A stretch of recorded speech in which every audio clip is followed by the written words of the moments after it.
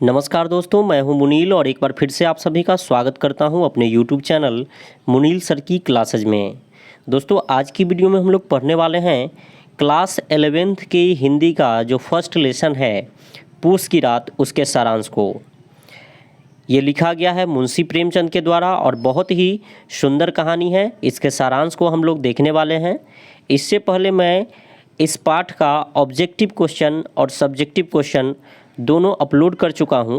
अगर आप लोगों ने अभी तक उसे नहीं देखा है तो उसका लिंक डिस्क्रिप्शन बॉक्स में दिया हुआ है, आप उसे भी देख सकते हैं। तो चलिए आइए शुरू करते हैं पूस की रात के सारांश को। दोस्तों, पूस की रात का जो सारांश है उसे हम शुरू करने से पहले क्या करते हैं कि मुंशी प्रेमचंद जो इस कहानी के लेखक हैं उनके जीवनी को थोड़ा सा देखते हैं, उनके जीवन के बारे में देखते हैं। यहाँ से आपका बहुत सारा ऑब्जेक्टिव क्वेश्चन बनता है, इसलिए इसे देखना बहुत ज़रूरी है। तो आइए सबसे पहले देखते हैं मुंशी प्रेमचंद के बारे में। तो ये जो कहानी है पूस की रात, इसको लिखे हैं मुंशी प्रेमचंद। और मुंशी प्रेमचंद का मूल नाम यानी जिसमें ये सिग्नेचर करते थे वो है धनपत राय। बचपन में इन्हें नवाब राय के नाम से भी जाना जाता था, ये भी आप याद रखेंगे। उपनाम की बात करें यानी कि लोग इन्हें और क्या क्या बुलाते थे तो वो है कथा सम्राट, कलम के सिपाही। ये इतनी अच्छी कहानियाँ लिखते थे कि इनको लोग कथा सम्राट और कलम के सिपाही के नाम से भी जानते हैं। मुंशी प्रेमचंद का जन्म 31 जुलाई 1880 को उत्तर प्रदेश के वाराणसी जिला के लम्ही ग्राम में हुआ था और इनकी मृत्यु 8 अक्टूबर 1936 को हुई थी। इनके माँ का नाम आनंदी देवी और पिता का नाम अजाब राय था। प्रमुख कृतियों की बात करें तो इनकी प्रमुख कृतियाँ लगभग इन्होंने 300 कहानियाँ लिखी थी, जिनमें से प्रमुख है आपका सेवा सदन, प्रेम आश्रम, रंगभूमि, निर्मला, गबन, कायाकल्प, गोदान, पंच परमेश्वर इत्यादि। इन्होंने अपने जीवन काल में लगभग 300 कहानियाँ लिखी थी। कुछ पत्रिकाओं का भी संपादन किया था, जिसका नाम है मर्यादा, माधुरी, जागरण, हंस। तो ये था एक संक्षिप्त जानकारी मुंशी प्रेमचंद के बारे में। यहाँ से आपका एग्ज़ाम में बहुत सारा क्वेश्चन बनता है। तो चलिए अब इसके बाद हम लोग देखेंगे इस पाठ का यानी पूस की रात कहानी का सारांश। तो आइए अब शुरू करते हैं इस पाठ के सारांश को। दोस्तों, इस पाठ के सारांश को मैंने टोटल 5 पैराग्राफ में कंप्लीट किया है और हर पैराग्राफ के बाद आपका क्या होगा, टेक्स्ट का कलर चेंज हो जाएगा। तो जब भी टेक्स्ट का कलर चेंज हो जाए तो आप समझ जाइएगा कि क्या हुआ है, पैराग्राफ चेंज हुआ है, और आप भी अपने नोटबुक में पैराग्राफ को चेंज कर लेंगे। तो चलिए आइए शुरू करते हैं, देखते हैं इसका पहला पैराग्राफ क्या है।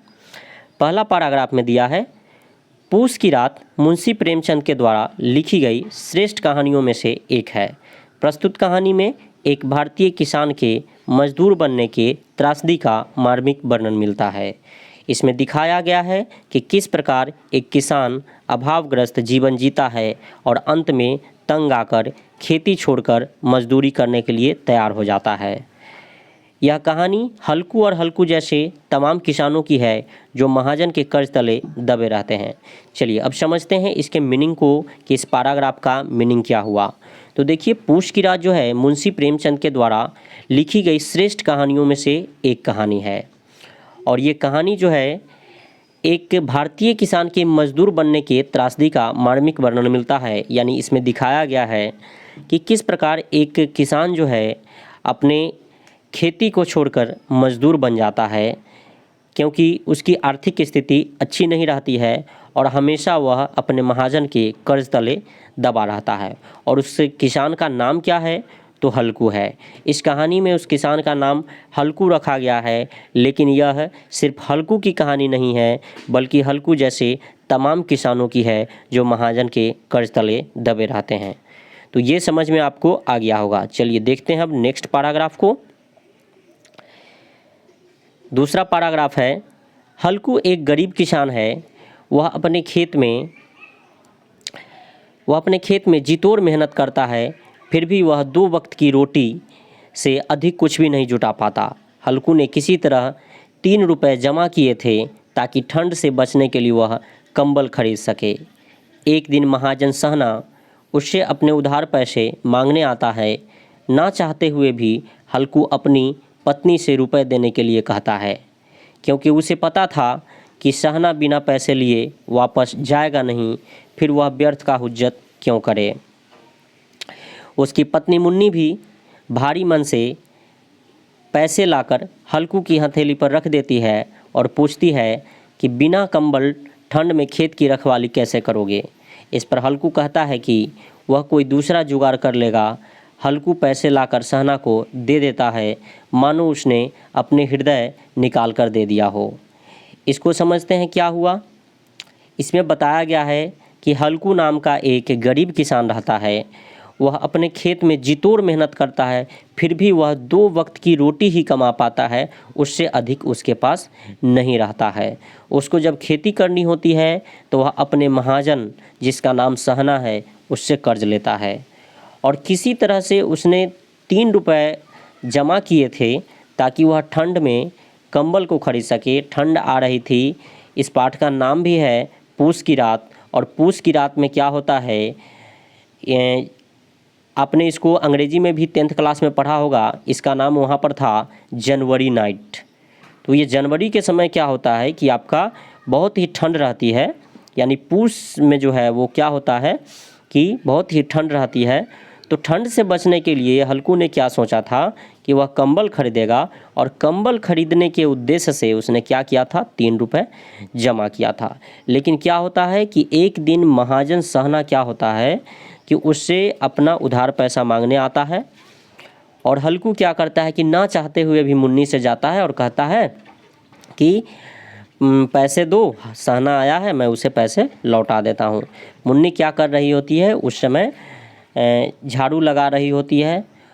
वह ना चाहते हुए भी भारी मन से जाती है, पैसे ला करके हल्कू को दे देती है। थोड़ी देर विवाद करती है कि चलो उसको वापस भेज दो, पैसे नहीं देंगे, उसको कंबल खरीदना है।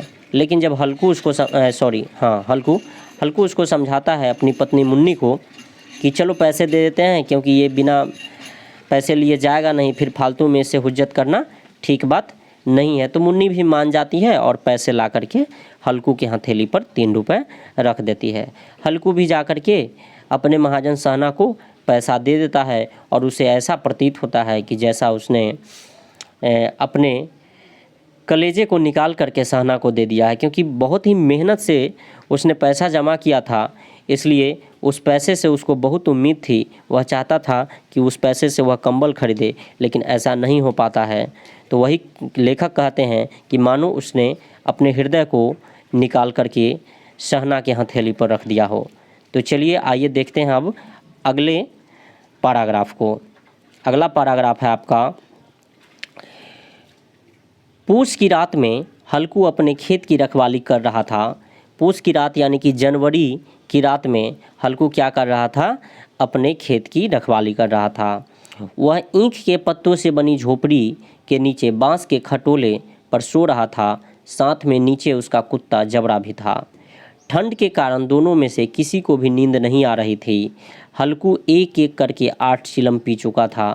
हल्कू अपने कुत्ते जबरे को आश्वासन देता है कि कल से तुम्हारे लिए यहाँ पुआल बिछा दूंगा तो तुम्हें ठंड नहीं लगेगी। फिर वह उसके सर को अपने गोद में रखकर सोने का प्रयास करता है।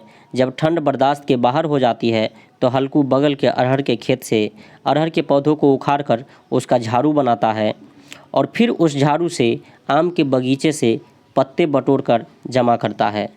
जमा पत्ते का अलाव जलाकर वह तापने लगता है और जबरा को भी तापने के लिए कहता है। चलिए देखते हैं इस पैराग्राफ में क्या हुआ।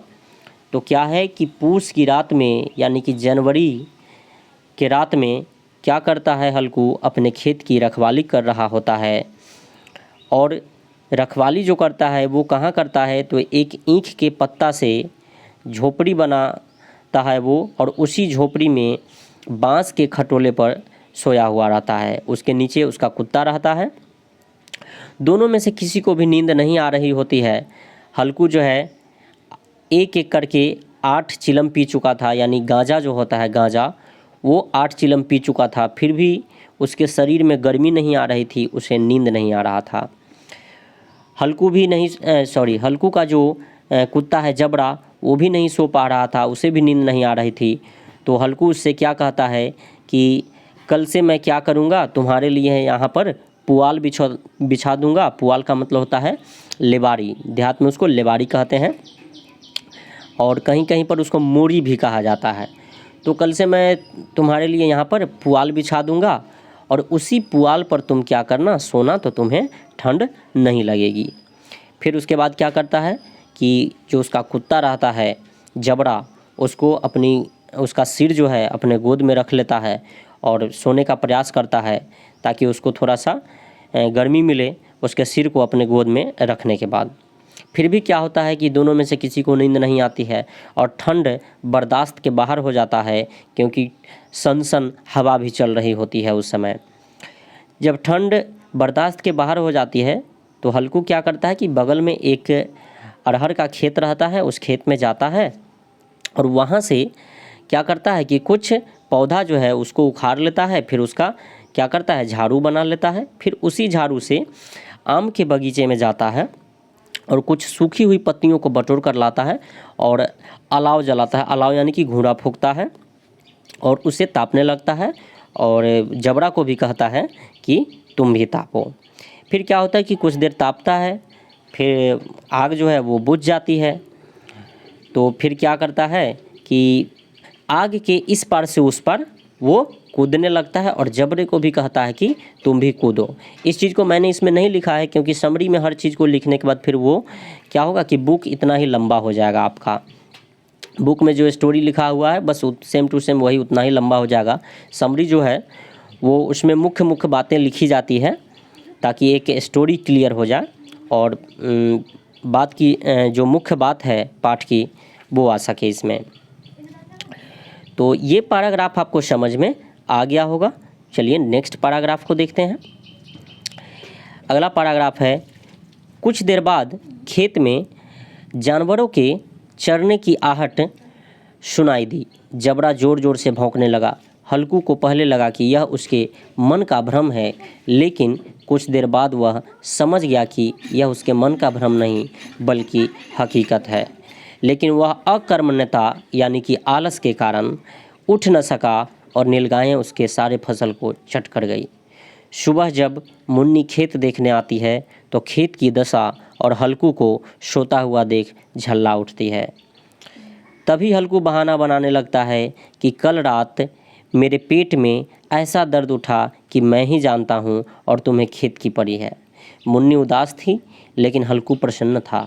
उसने मुन्नी से कहा कि जाने दो, कल से ठंड में रात को सोना तो न पड़ेगा, अब से मजूरी ही कर लेंगे। देखिए इसमें क्या हुआ कि अलाव जब बुझ जाता है तो क्या होता है कि कुछ देर के बाद अलाव बुझने को ही रहता है, हल्कू उसी के निकट बैठा रहता है। तो कुछ देर के बाद हल्कू के कानों में जानवरों के चरने की आहट सुनाई देती है, लेकिन हल्कू को बहुत ही ठंड लग रही होती है। तो वो आलस के कारण सोचता है कि हो सकता है कि मेरे मन का भ्रम हो, यहाँ पर कोई जानवर नहीं हो, ऐसे ही हमको लग रहा है कि जानवर है।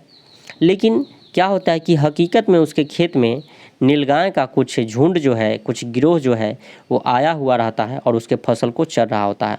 जबड़ा ज़ोर ज़ोर से भूंकता है, लेकिन उस पर हल्कू भी ध्यान नहीं देता है और कहता है कि ऐसे ही भौंक रहा होगा। तो ये ध्यान नहीं देता है, अपने आलस के कारण वहाँ से उठ नहीं पाता है कि वह जानवरों को भगा सके, और वहीं पर बैठा रह जाता है। और जानवर यानी कि नीलगायें जो है उसके फसल को चट कर जाती है, यानी सारा फसल जो है वो चर जाती है। फिर सुबह जब होता है तो उसकी पत्नी यानी हल्कू की पत्नी जो मुन्नी है वो आती है खेत में।